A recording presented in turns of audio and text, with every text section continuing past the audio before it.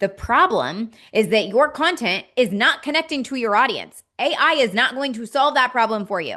It's not going to solve that problem for you. It can help you, it can give you information, but we have to remember, you guys, that hospitality is human. And the businesses that we're building have to flow through us. The story we're creating, the lifestyle we're selling, what we're curating, right? That is going to flow through us. Welcome to a spicy episode of Branded and Booked today, you guys. I'm excited to be here with you guys and to dive into this very honest conversation around AI. I feel like while I was at Disney with my family, there was this boom, this like massive, everyone is doing all these things with Claude and they're connecting them to hospitable and like all these things are happening. And I want to just kind of talk through what I'm seeing with AI and hospitality. I want to give some real world examples for you guys. I also want to share just my perspective and my open thoughts. That's what I love doing that on this podcast. And I think it really helps you guys too. So before we dive into this, I need you guys to hear that there is something in my personality. So I'm a manifester in human design, and I think that that's only makes up like eight or 9% of the world are manifestors. And I also am a Pisces. And for those of you who are like very into, signs and also into human design, you may understand this a little bit more than those of you who are not. And for those of you who are like, wow, Steph, you just lost me. That's okay. I promise I'm going to bring it back. But in my personality and every personality test I've ever taken, I am someone who always seeks truth. I always seek what's real. I always seek fact. And I look at things from all sides and all perspectives, which sometimes can make, for me, making decisions a little bit challenging because I see things from so many different lenses and I try to have a really open perspective on everything. But because of this, like I'm constantly seeking truth and what's real and needing to feel grounded. And that is part of who I am. I've had a really difficult time with seeing AI, especially as it's being used in marketing and content. Now, less on the systems and operations side. And we're going to talk about that today. But I personally feel like AI is killing trust when it comes to the marketing and content side of things, especially in this boutique hospitality industry that we all find ourselves in, or many of you find yourselves in as you're listening to this podcast today. So AI is everywhere. Most of the conversations I feel like have been around the hype and like, look what I'm doing and here's how I'm doing it, and the efficiency and the scaling and the ability to like not have to pay team members because you can just have AI do it, or you're saving all this time and having AI do it. That piece I think is actually helpful. I'm over here going, okay, how can I use this to help us streamline, especially on the Hosted by the Weber side, on the Weber Co. marketing reporting that we're doing for clients? Like, how can I use AI for all of that? And so we're trying to figure out some of those implementation pieces. Something else that you should know about me is that I'm usually not the first to adapt these things. I am a visionary. I like to lead the vision. I like to bring that to life. And I am not going to be the one that's like, let me go teach myself all these new tech skills. I know that there is a level of that is important when it comes to AI, and I will do bits and pieces of that. But I would much rather pay someone and hire someone to come in and help me implement AI in my business. Truthfully, I really would, you guys. I really would, because I am not going to spend, if I get stuck on something, I'm not going to spend the next 3 hours of my life figuring it out. I'm going to move on. That's just who I am, and I know that about myself. So I am someone who leads my businesses and my life from this very self-aware state. And if I feel that something isn't necessarily worth my time to figure out, I will hire someone and pay someone to help me so that I can save time. I am always about optimizing my time. And AI, I know, can help me do that. But for me to try to learn it and figure out what I can do and all these things, I'm just like, someone else is better at this than I am. I don't need to be good at all the things. I need to be good at what I'm really good at, and I need to lead in that. And that's what's important. So feel validated that if you're feeling that way, I'm right there with you, right? I always am like, I have all these magical plans for Colin because he's leaving his W-2 soon, obviously, so that we can go pursue camper life. And I'm like, he's going to learn ads. He's going to learn how to run those. He's going to learn our AI. He's going to be AI implementation for all the businesses. He's like, with what time? Where do you think I'm going to find all of this magical time while I'm also trying to teach our kids and do all of our housework and also fix anything that's broken on the camper. I'm like, I don't know, we'll figure it out. But we're seeing all of these conversations in and around that with AI, right? Around all the ways that you can use it. I'm starting to see it creep into the marketing conversation.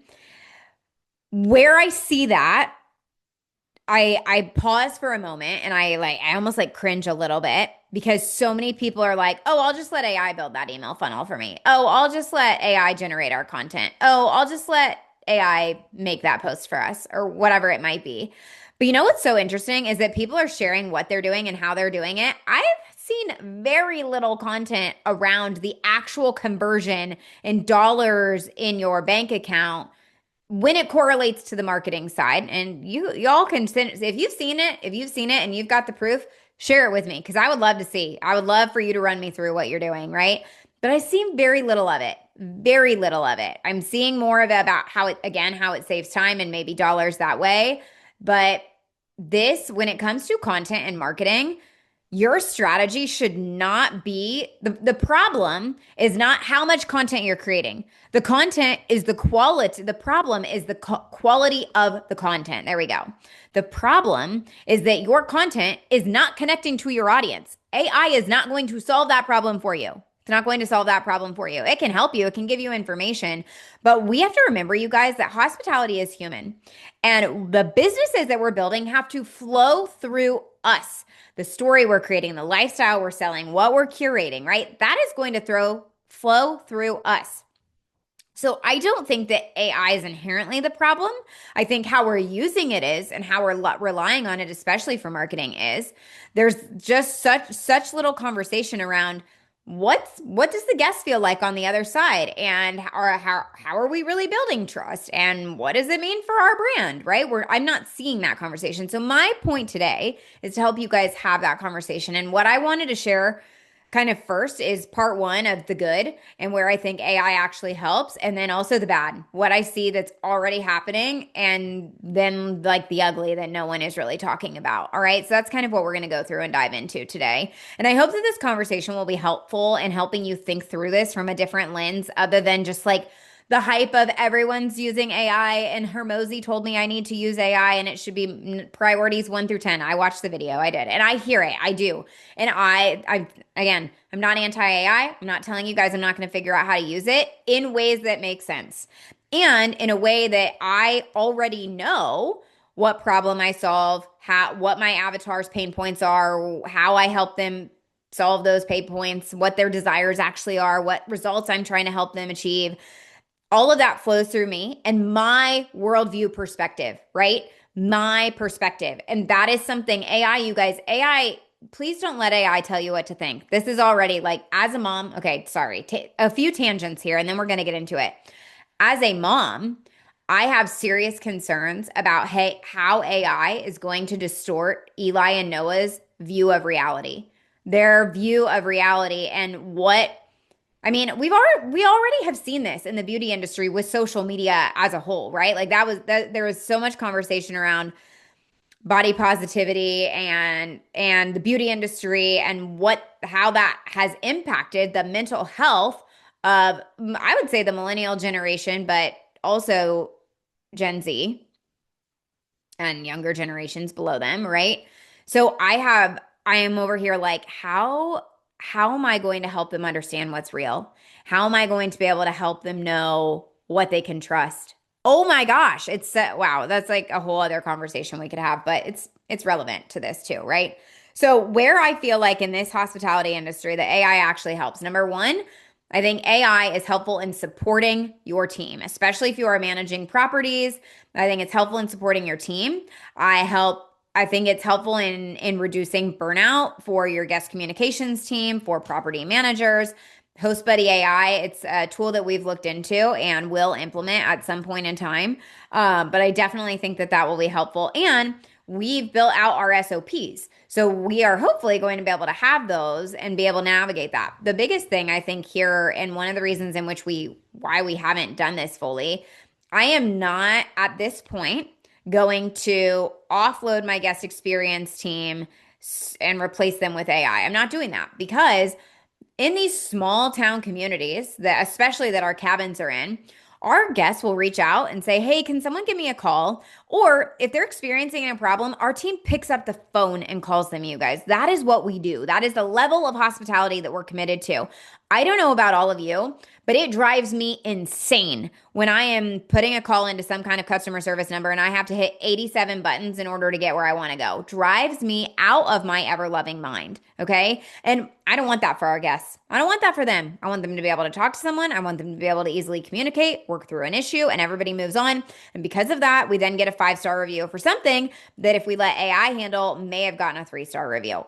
At this point, AI may get good enough at some point that it can call and have full conversations with people and all the things. But I don't know. Maybe that already exists. I'm not sure. Again, I'm not always the most well versed. I'm just kind of giving you guys from my perspective of how we're using it and what I think makes sense in this conversation. So, I think it does give your team time to focus more on hospitality. And if I wanted to say, hey, like, we're going to let AI handle most of the communications except for really complex issues. This gives you opportunity now to send video DMs or video messages to our guests, or gives you an opportunity to call them prior to their stay or whatever it might be. Fine. Great. Right? That's great. I think it also can help automate some of the mundane. I'm thinking about this from the perspective of the Excel sheets that we create every single month so that our owners actually have accurate reporting.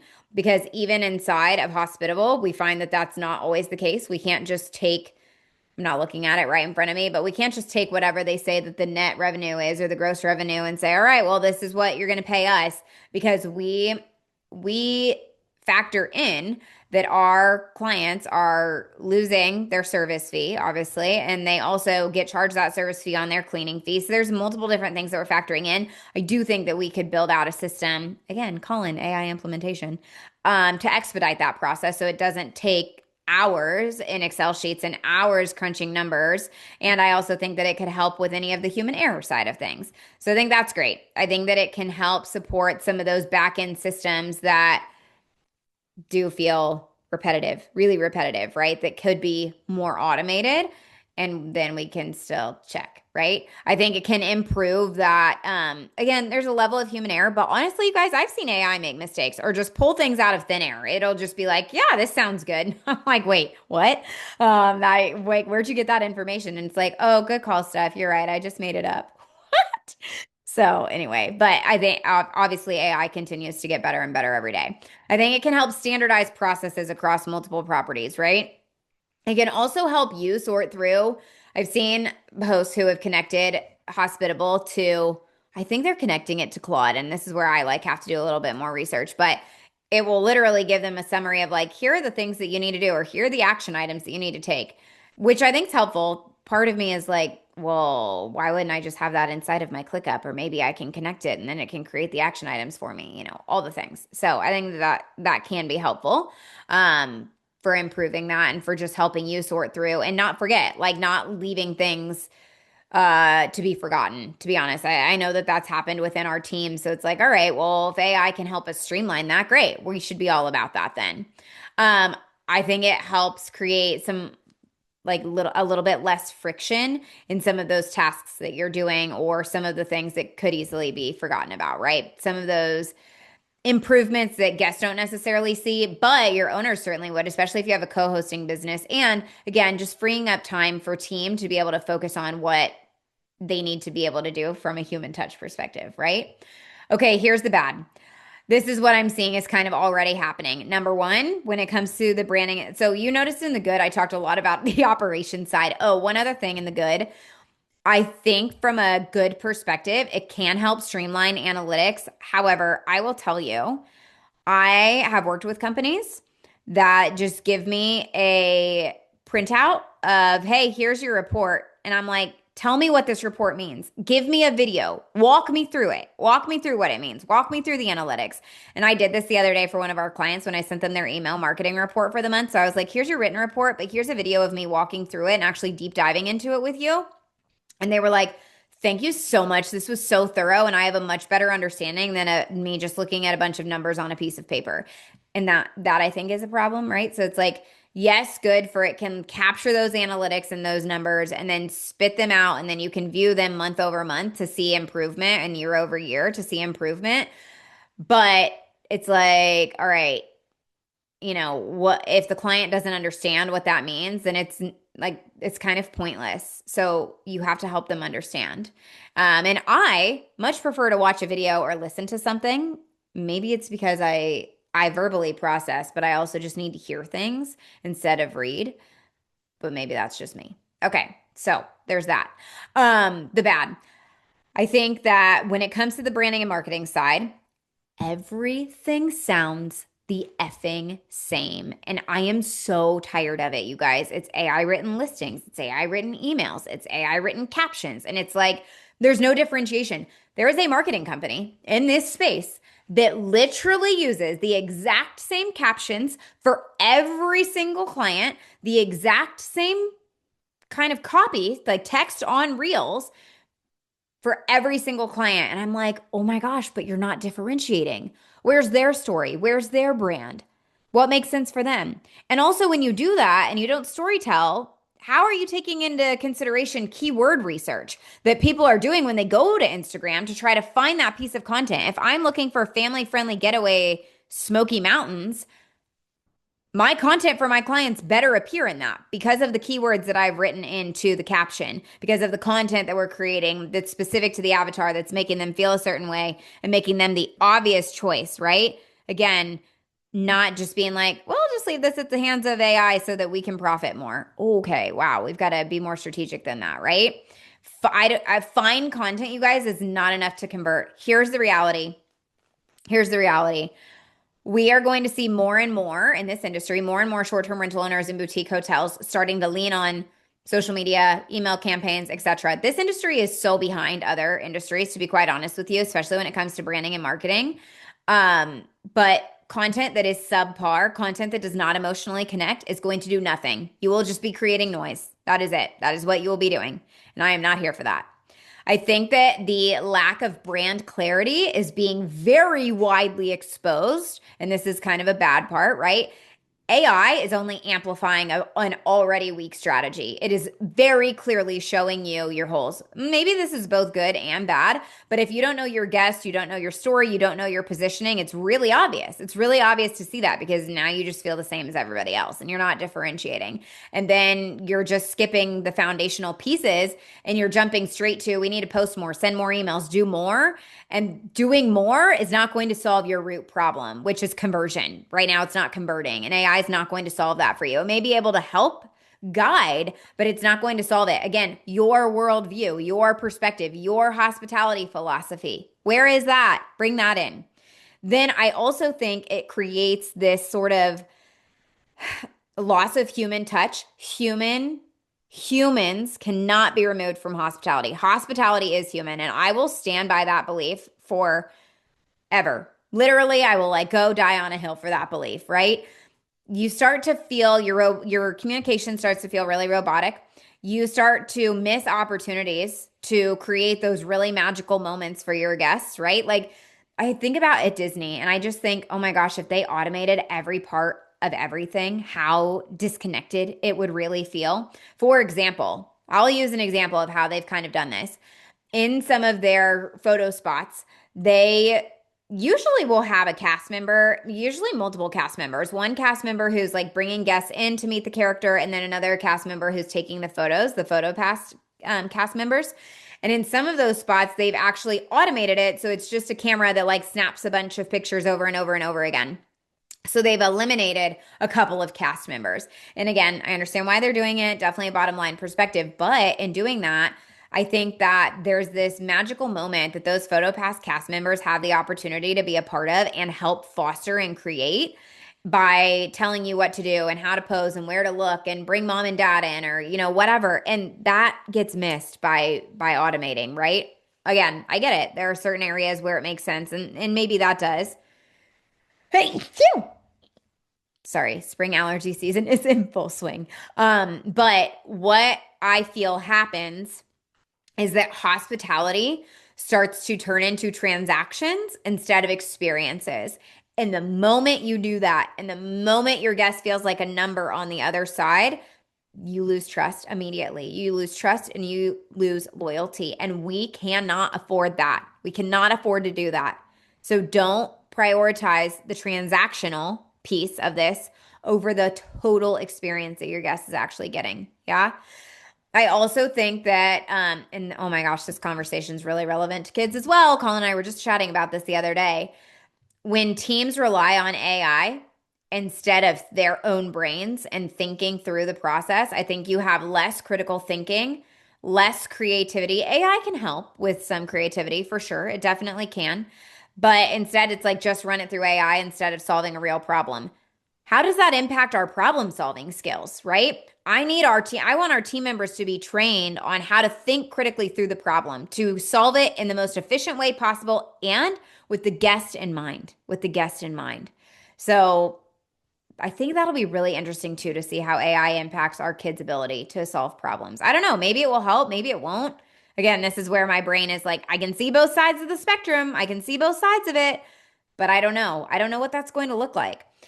All right. And then here's the really ugly piece that I think not enough people are talking about. Number one is AI generated photos, videos, and experiences.